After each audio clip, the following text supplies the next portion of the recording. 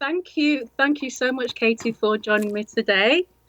You've had a massive impact on my life. I've been to the school 3 times. I've Uh, got a year's cleanse. I've been a member of the Institute for the Work, and it's a life-changing experience. And I love you found it. Isn't it just amazing to be able to unravel our thoughts, make sense of them, and be yeah, left with a lightheartedness that is authentic? yes, yes, absolutely. And it was so profound for me that I've just been passing it on ever since. Oh, that's Ever so since. beautiful. It's like we just can't help it. It's true. It's true. I wanted them to find the peace Yeah, and the clarity that I had that I gained from doing the work. yes. And so I've been able to help women and men in their relationships and help them come together in their Oh, relationships. so And beautiful. so I wanted to ask you, I mean, one of the most profound books was I Need Your Love. Is that true? And I just wanted to hear your thoughts on relationships and how you think they can be more successful for men and women coming together. To to love to love someone in if I'm having a relationship with someone, I have to love what I'm believing about them. Not Mm. just thinking about them, but I have to love what I'm thinking and believing about them before I can love them. Yeah. Yeah. Because people are, they can never be more or less than who we believe them to be. So if I don't love or feel connected or care about you, I have to look to my own mind. Mm. And this is just the most amazing news. It means that rather than trying to change our relationship or change our partner, we just do the work, as you and I would say, and Mm. and and for everyone, we identify what we're believing about that person in our relationship.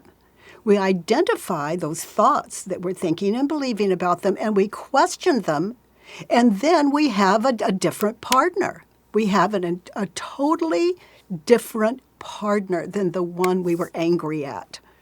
Mm. For example, if I have the thought that Stephen, my husband, is wrong, how do I react when I believe he's wrong? Then I'm going to try to change his mind. If he doesn't change his mind, it means he doesn't care about me. It means we're separate. It means he's on and on and on. But Mm. who would I be without the thought he's wrong? Yeah. I'd be listening to his idea of what we're discussing, of the topic. I'd be Mm. listening and understand how he sees it. So I have mine, he has his, I'm connected, and I don't have to teach him right and wrong like he's 3 or 4 years old. Mm. Also, Mm. I'm discovering who he really is. So if there is a separation in my marriage, in other words, if I'm not feeling connected to Stephen, then I Mm. look to what I'm believing about Stephen, not Stephen. Mm. And every time that happens, I'm connected. We have an amazing relationship, and I Mm. continue to grow because those times when I think he's wrong, I learn so much. I come to see that more often than not, or as often, that he was right. And so Mm. I have grown. So that, for me it's the best news I can possibly find. No one has to change for me. Yes. I just question what I'm believing about someone, and their identity in my world completely shifts, and so does mine. Mm. Mm. Is that linked to what you said? I remember you saying that no two people have ever met. Yes, yeah, exactly. Linked exactly that way. It's like I don't know Stephen. Mm. Stephen is who I believe him to be, and I call that knowing Stephen. But do I? Do I? Do I? You know, who Yeah. who is he beyond what I believe him to be? Mm. And that leaves me very respectful and very open. So he continues to as he continues to show me, and we have this relationship, I continue to grow and appreciate him so much. Mm. So could you say more, Katie, about I need your love? Is that true? What would you say about that, please? Well, if I need Stephen's love, Mm. then what is it lacking in me that I would need him to fill? Mm. And how can it's like I have to use him to be filled. There's a codependency there.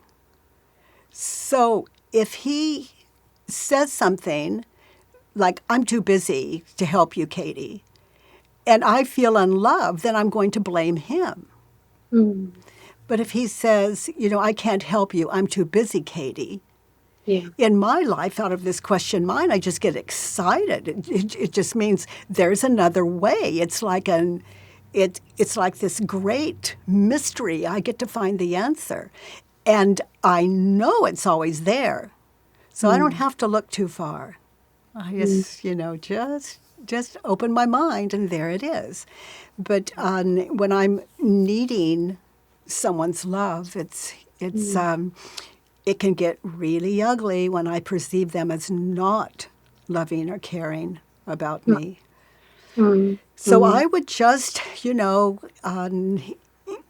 those Judge Your Neighbor worksheets are free at thework.com, and they can go to your website and probably find it.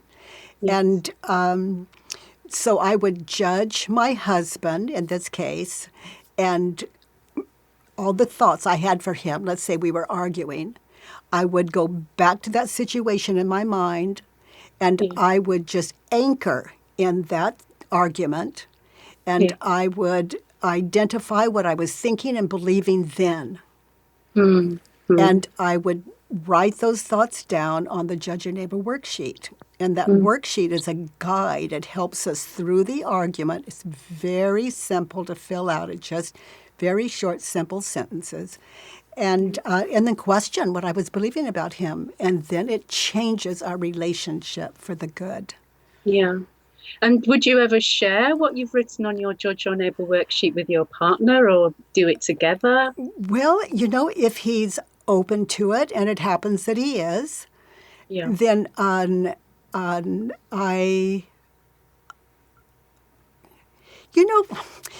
the way I like it is when if he would write one on me, Yeah. and then it's good either way. But I love to, when someone's arguing with us, if we really, really listen, we learn so much about the partner they're living with, and it's not necessarily us. I mean, who Stephen believes me to be and who I am don't always match. Yes. So, but either way, if he's open to it, I would write a Judge Your Neighbor worksheet and read it to him. Then he could facilitate me. Wow. Yeah. And that really is, it's an ego. It's an ego killer. Oh my gosh, it's so good. It's so good. But if I write a worksheet on him, then, if he writes a worksheet on me, then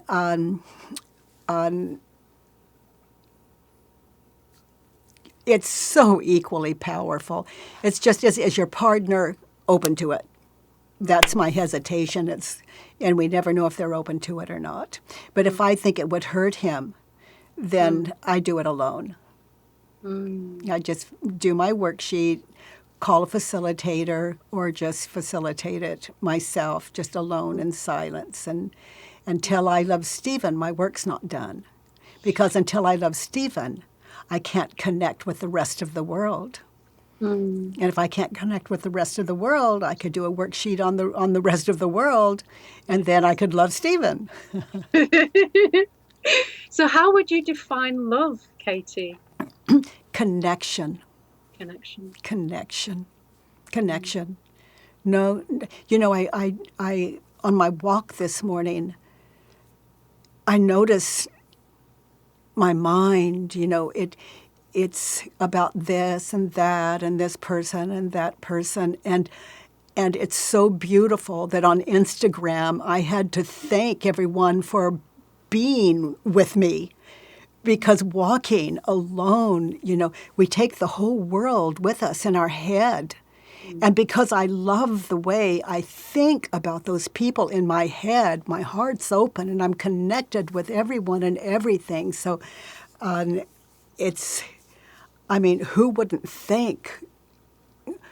wouldn't be grateful that the whole world lives within?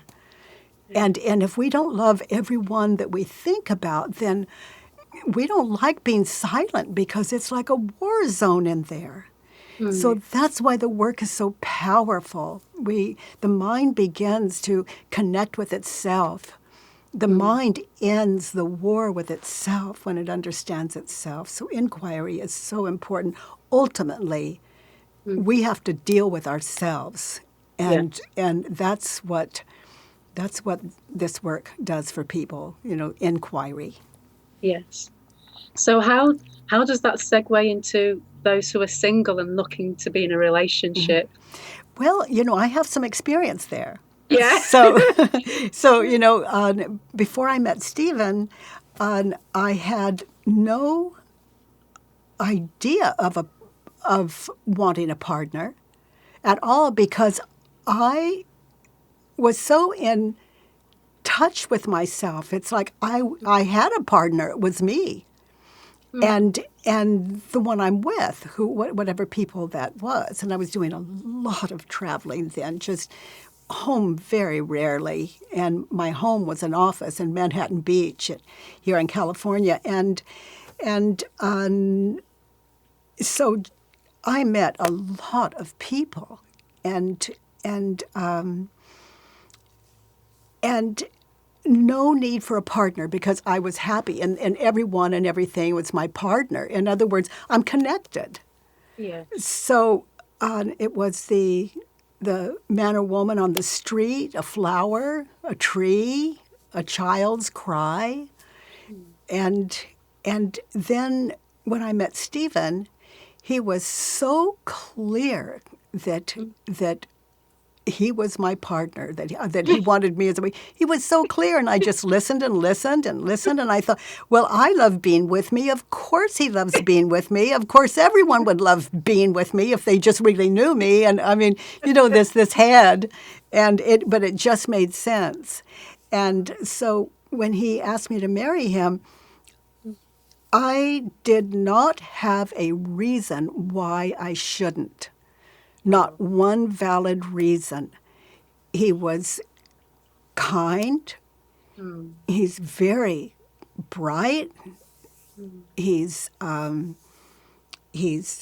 just keep going back to kind.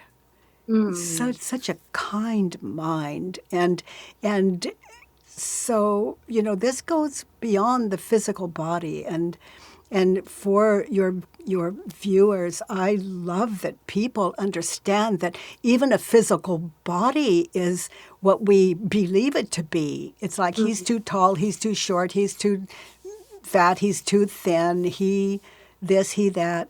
But if we question that, it leaves us with when we begin to live together, let's say you meet someone, you begin to live together, and you're not looking at their body very often. I mean, even though you see it all the time and your mind says, well, that's pleasant. Yeah. The first time or sexy or but the first time you think, he doesn't care about me. He doesn't really want to. Oh, it's just, the mind will just rip their minds to shreds. And if you don't love what you think, you can't stay connected with your partner. So it's the mind that, not their mind, your mind, that you need to deal with if you really want to stay connected to a partner. So people looking for a partner, I can just say, it's unnecessary. Don't even look. It's not possible not to have a relationship. And we look at a person's body and we think, not him, not him, not him, not him. In the case of the way that I was before the work found me. And I had every reason in the world just looking at someone, or they would laugh, or they would have a look on their face, and I would think, oh, that's sexy, or oh my gosh, she's so attractive. But my mind would be doing a whole story on this poor person I've never met. Yes. Yes. and and then if I believed it, then I was always left wanting. But that, something beyond the body, that's what we live with day in and day out. Will you help me with the dishes, sweetheart? No, it's not your turn. Da, da, da, and so with my mind, he says, no, I don't want to do the dishes. The way my mind is, it's just like, oh my gosh, he's going to leave that for me. Yeah. How, life can't get much better than that, because if I'm not in service to myself, and if I'm obviously the one that wants the kitchen cleaned, I ask him. But, if he's not up for it, then it gives me an opportunity to serve myself. And if he enjoys the clean kitchen, all the better. Yeah. So for someone who's single and wants to be in a relationship, would you say put all their thoughts on paper on the Judge Your Neighbor worksheet that gets them? Oh, I so would. I so would. Like, I would start with, I'm sad because I don't have a partner. Yes. On statement 1 on the Judge Your Neighbor worksheet. And for statement 2 on the Judge Your Neighbor worksheet, it's, I want a partner. Yes. I want someone to adore me. Yes. I want to live with someone that's kind. And then on the next statement on the Judge Your Neighbor worksheet, what advice? That's, I should have a partner. I should have someone kind in my life. And then for the next one, to be happy, I need a partner.